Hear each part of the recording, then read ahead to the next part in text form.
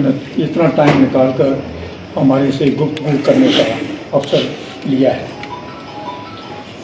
सबसे पहले मेरा नाम, मैं lieutenant general YS Rana, general secretary Indian ex league Himachal Pradesh, हमारा हेड ऑफिस धर्मशाला में है।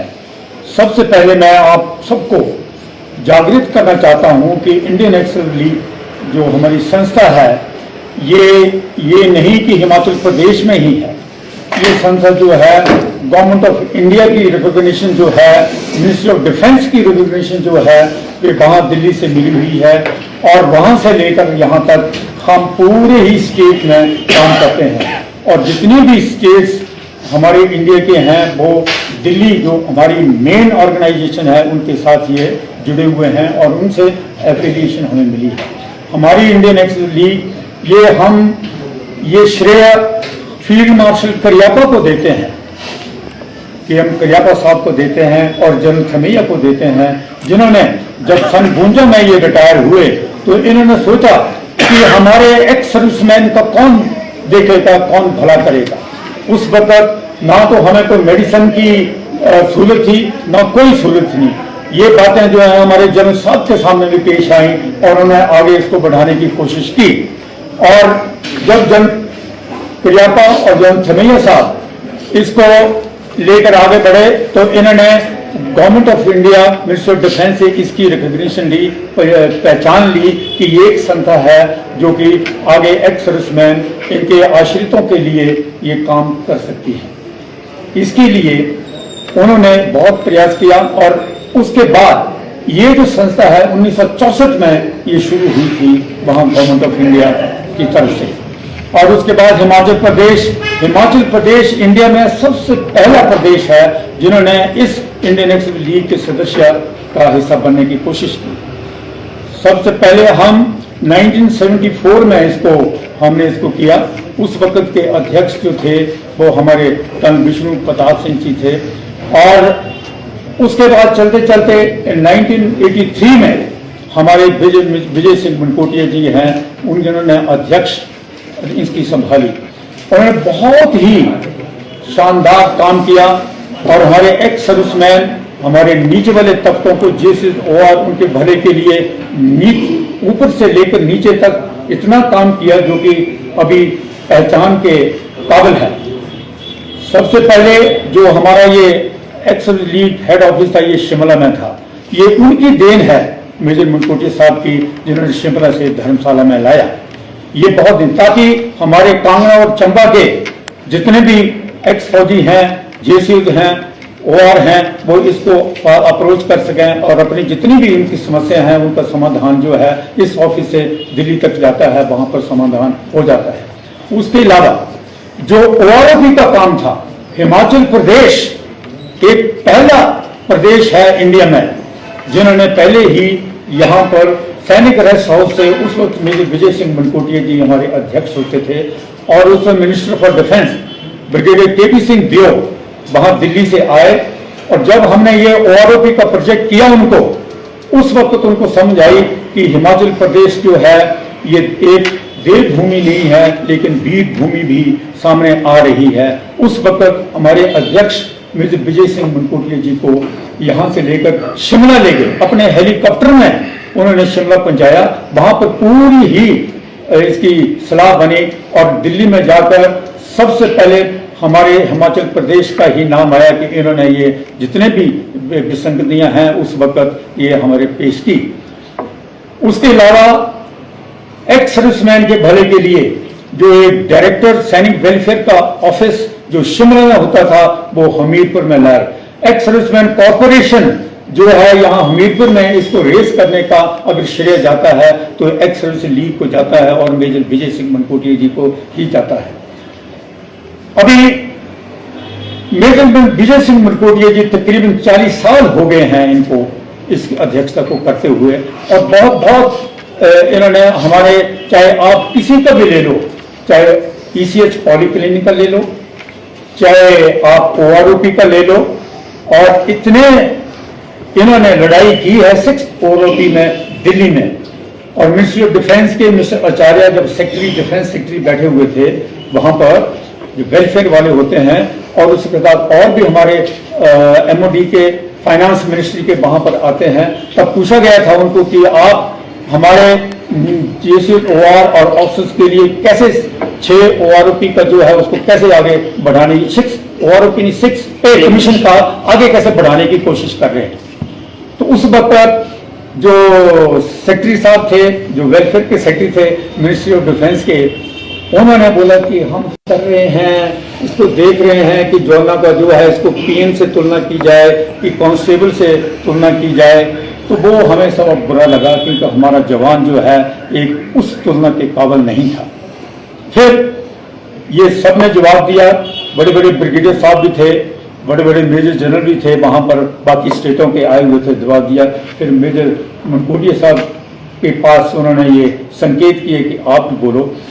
तब उन्होंने उन वेलफेयर सेक्रेटरी को बोला, आप हमारे वेलफेयर सेक्रेटरी हैं, अगर आप ही इतना सोचते हैं तो आगे आप हमारी पे कमीशन का आगे कैसे बढ़ाएंगे।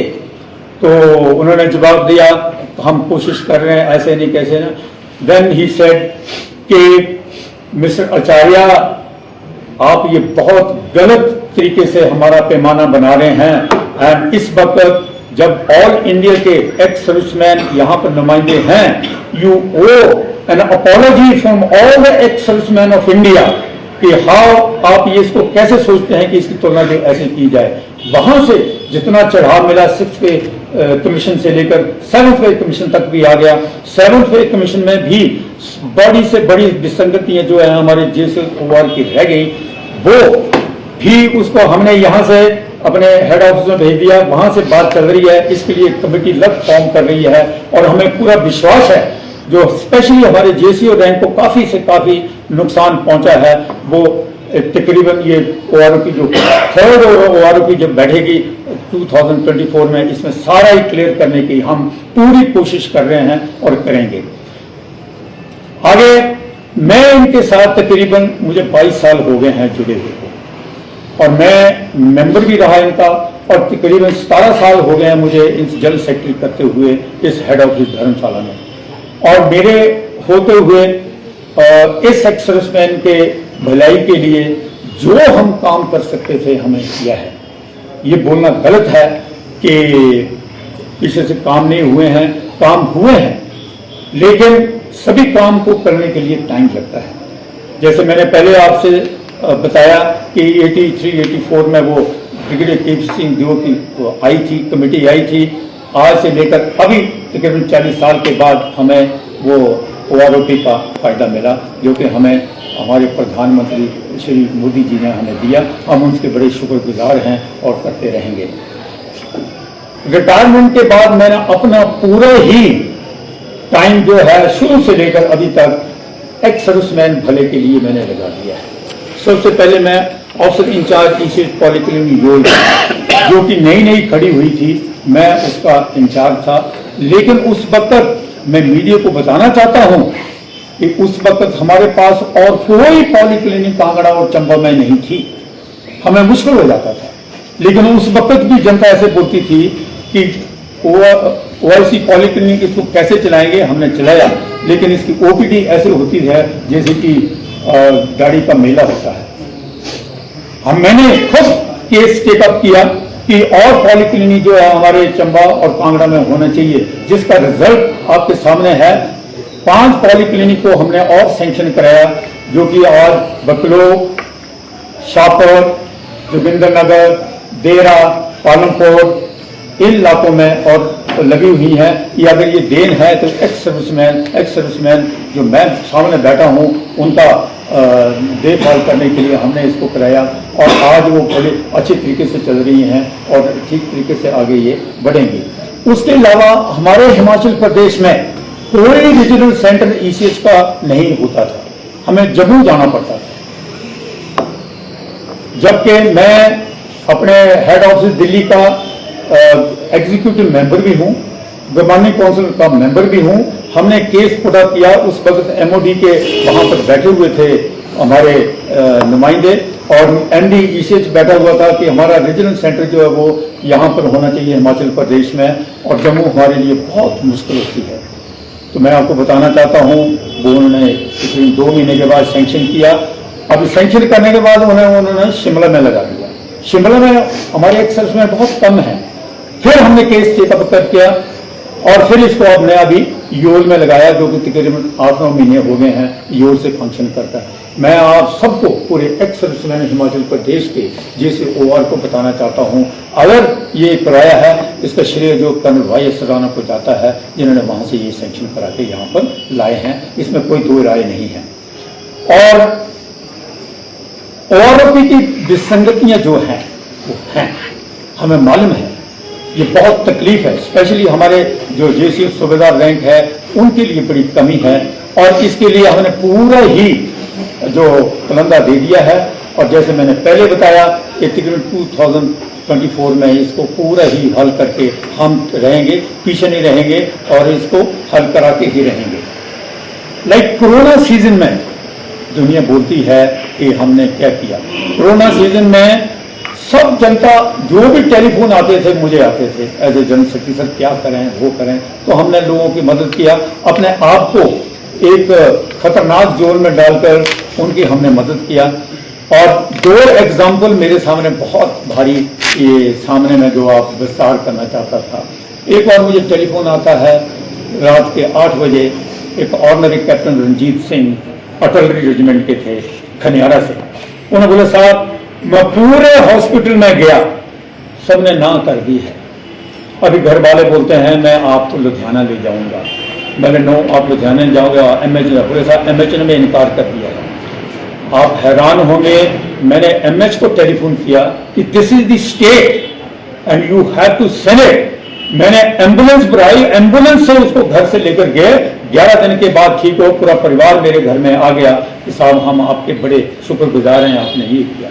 दूसरा केस, एक मुझे केरला से फोन आता है, बेटी फोन कर रही है कि टांडा मेडिकल कॉलेज में मां है, उसको बचाओ, टांडा मेडिकल कॉलेज के पास इतना प्रबंध नहीं है जो कि ठीक हो सके, उसको कहीं MH में ले जाओ। आप हैरान नहीं होंगे, MH पालमपुर में उसको मैंने शिफ्ट कराया और टांडा मेडिकल कॉलेज वाले उनको डिस्चार्ज नहीं कर रहे थे, लेकिन जो डॉक्टर डील कर रहा था वो जानता था। फिर मैंने यहाँ से एम्बुलेंस भेजी, एम्बुलेंस से पालमपुर दिया। पालमपुर में उस वक्त कार्की जी होते थे वहाँ के MH के CO, मैंने उसको फ़ोन किया, लेकिन उन्होंने बोले मैं तो वहाँ मिसामरी में बैठी हूँ, मैं तो कुछ नहीं कर सकती हूँ। एंड वे बात बूत करके उनको मैंने एडमिट कराया, वो भी 10-11 दिन के बाद ठीक होकर आ गए। तो हम इस हद तक जाते हैं कि पूरे एक सर्विसमैन का जो है वो कल्याण होता रहे और आगे बढ़ता रहे। आगे सवाल आता है कि हमारे जो सरदार साहिबान हैं, हमारे जवान है, ये हमारी रीढ़ की हड्डी है, और जितने भी हिमाचल प्रदेश में उनकी अपॉइंटमेंट का है कि उनको ओहदा मिलना चाहिए, उनको ओहदा मिलना चाहिए। हमने उनके ओहदे का ख्याल पहले ही रखा हुआ है। जितनी भी यूनिट हमारे हिमाचल प्रदेश में काम करती हैं वो उसमें हमारे ये JCO ऑनरी कैप्टन और ये ही चला रहे हैं। कहीं कहीं अफसर हैं बहुत बड़ी बेखूबी से इसको चला रहे हैं। तो मैं आपको बताना चाहता हूँ, इनको हर जगह हम लेकर चलते हैं और आगे भी हम अपने साथ जो है इसको आगे लेते चलेंगे। सो ये जो लीग भवन जो हमारा आज यहाँ पर है, ये अगर देन है तो मेजर विजय सिंह मनकोट जी की देन है, और ये मेरा भी इसमें बहुत बड़ा हाथ है। प्रोफेसर प्रेम कुमार धूमल जी ने इसका फाउंडेशन स्टोन सैनिक रेस्ट हाउस में लगाया था, और उसके बाद 2017 में जब वीरभद्र की गवर्नमेंट आई तो हम धन्यवाद करते हैं, God bless his soul in peace. तो वीरभद्र जी ने हमें ये हैंड ओवर कर दिया, यहाँ से सब कुछ चल रहा है। सर, जो अहम विषय है चुनावों की बात करें, चुनाव कब होने वाले हैं, किस तरह से आ रहे हैं? तो ये चुनाव जो है अभी एक बहुत ऐतिहासिक ये विषय जो हमारे सामने आ रहा है, जो कि हिमाचल प्रदेश का तो चुनाव इंडियन नेशनल लीग हिमाचल प्रदेश पूरे प्रतिनिधि ये 1 अक्टूबर को यहाँ पर 10 बजे शुरू होगा, और उसके बाद पूरी कार्रवाई जो है हमारी यहाँ पर होती चलेगी। पेपर में बड़ा आ रहा है कि बैलेट पेपर होगा, ये पेपर होगा, क्योंकि जो नए अभी लड़ने जा रहे हैं उनको हमारे इस लीग के बारे में शायद ही कुछ पता हो, क्योंकि हम इस इंडियन नेशनल लीग को पॉलिटिसाइज नहीं करना चाहते। It's a non political organisation और पॉलिटिकल ऑर्गेनाइजेशन। जिसने जिसको बनाना है वो बाद में बना लेकिन जब हमारे बीच में आते हैं तो नहीं होना चाहिए। प्रक्रिया किस तरह की रहने वाली है इस चुनावी जो प्रक्रिया है? यस, वो प्रतिक्रिया बहुत अच्छा सवाल पूछा। ये प्रतिक्रिया जो है ये हमारे कॉन्स्टिट्यूशन में लिखा हुआ है। हमारे जो आर्टिकल मेमोरेंडम जो कॉन्स्टिट्यूशन जो बना है हिमाचल प्रदेश का, उसमें ये बना है कि और उसको हम बदली नहीं कर सकते। और अफसर ने कि आज बैलेट पेपर करो, ये करो। मैं बैलेट पेपर के लिए तैयार हूँ, लेकिन कॉन्स्टिट्यूशन को अगर सामने रखें तो बोलता है कि आपको हाथ खड़ा करके सामने बोलना पड़ेगा कि मैं इसको बनाना चाहता हूँ। तकरीबन 175 सपोर्टर आएंगे, 7 डेलीगेट ईच, 25 यूनिट हैं हमारे पूरे हिमाचल प्रदेश में, उनके डेलीगेट्स आएंगे। और 30 तारीख को गवर्निंग काउंसिल मेंबर की मीटिंग होगी जिसमें 4 मेंबर शामिल होंगे और 3 जो होंगे वो 7 बन जाएंगे। 7 मेंबर जो हम दूसरे दिन होंगे और बैलेट पेपर से और हेड काउंट करके उसका जो फैसला जो है रिटर्निंग ऑफिसर डिटेल किए हैं जो कि जज एडवोकेट जनरल हैं, जो कि एडवोकेट रह चुके हैं, जो कि हमारे आर्टिकल में लिखा है कि should be qualified as a legal qualified. तो we are having legal qualified. Sir total head count कितने? जी, टोटल हेड काउंट कितने से? हैं टोटल पोल जो डालेंगे 175। सर तो इससे पहले भी पोल होते थे? हैं? जब पहले भी चुनाव होते थे कि पहले निर्विरोध ही चुने? नहीं, पहले भी चुनाव होते थे, इसी तरीके से होते थे हमारे आर्टिकल के मुताबिक ही, और इसी तरीके से आगे जो है अध्यक्ष को चुना जाता है। कितना समय का कार्यकाल रहेगा अगर आगामी चुनावों की बात करें तो कितना टाइम पीरियड रहेगा? टाइम पीरियड जो होता है तकरीबन जब शुरू होगा उसके बाद तकरीबन 1 घंटे में जो है इसका फैसला जो है वो होगा, because it is right in front of everybody. कितने ड्यूरेशन तक रहते हैं सर? ड्यूरेशन ये पहले हम 5 साल का कर रहे थे, लेकिन अभी मैं प्रधान बनने जा रहा हूं, बनता हूं, तो इसको 3 साल का टेन्योर कर लूंगा। सर तो कितने दावेदार हैं प्रधान पद के? इसमें दावेदार 3 हैं। एक तो मैं हूं, एक मेजर जनरल धर्मवीर सिंह राणा जी और एक ऑनरी कैप्टन अशोक कुमार। ये 3 दावेदार हैं इसमें। धन्यवाद सर।